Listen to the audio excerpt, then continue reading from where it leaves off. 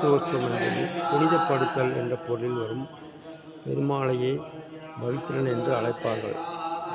கோயிலுக்கு பலதரப்பட்ட மக்களும் வருவார்கள், தடுக்க இயலாது. அதேபோல் பூஜை செய்யும் போது சில சமயங்களில் தவறுகள் நடைபெறலாம், மந்திர உச்சரிப்புகள் தவறுகள் நடைபெறலாம். இவைகளினால் ஏற்படும் தோஷங்களை நீக்கி பரிசுத்தம் அடையும் வண்ணம் செய்யப்படுவதே பவித்ரோற்சவமாகும். ஆலயங்கள் தொடர்பான பிராயச்சித்தம் என்று சொல்லலாம். இந்த உற்சவ காலத்தில் உற்சவ விக்கிரகங்கள் மட்டுமில்லாமல் மூலவருக்கும் சேர்த்து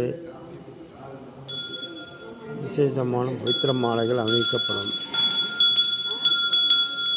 திருவாபரணம் சமர்ப்பதில் ஏற்படும் குறைபாடுகள் மற்றும் மந்திரலோகம் ஆகியவற்றை நீக்குவதற்காக பவித்ரோற்சவம் கொண்டாடப்படுகிறது.